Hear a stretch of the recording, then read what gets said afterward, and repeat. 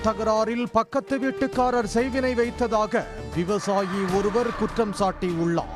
வீட்டு மனையில் மாந்திரீக பூஜை செய்து கொண்டிருந்தவர்களை தட்டி கேட்ட விவசாயி மீது தாக்குதல் நடந்துள்ளது.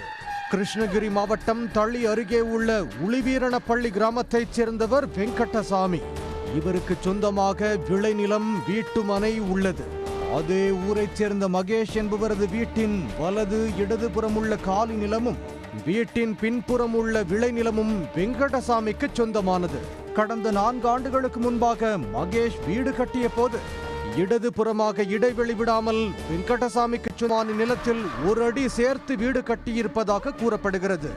கடந்த 2021ஆம் ஆண்டு நில அளவீடு செய்த போது மகேஷ் தனது நில எல்லையை மீறி இருப்பது தெரிய வந்ததால் இது குறித்து இருவருக்கும் அவ்வப்போது தகராறு இருந்து வந்துள்ளது.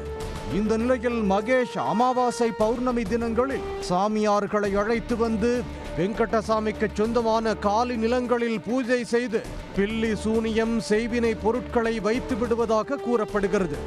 இந்த நிலையில் நேற்று இரவு நடந்த பூஜைகளில் வெங்கடசாமிக்கு சொந்தமான காலி நிலத்தில் பில்லி சூனியம் செய்து சொம்புகளை வைத்ததாகவும் இது குறித்து மகேஷிடம் கேட்டபோது மகேஷ் அவரை தாக்கியதாக தெரிகிறது. காயமடைந்த வெங்கடசாமி ஹொசூர் அரசு மருத்துவமனையில் சிகிச்சை பெற்று வரும் நிலையில் ஏற்கனவே தன் மீது கார், இருசக்கர வாகனங்களை மோதியிருப்பதாகவும் இது குறித்து மத்திகிரி போலீசில் புகார் அளித்துள்ளதாகவும் கூறியுள்ளார்.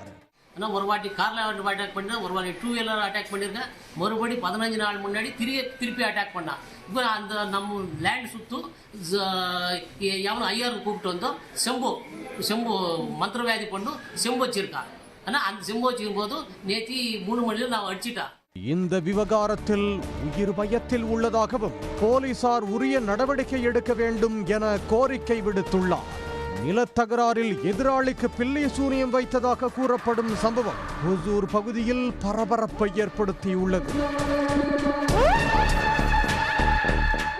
உடனுக்குடன் செய்திகளை தெரிந்து கொள்ள சன் நியூஸ் பெல் ஐகானை கிளிக் பண்ணுங்க.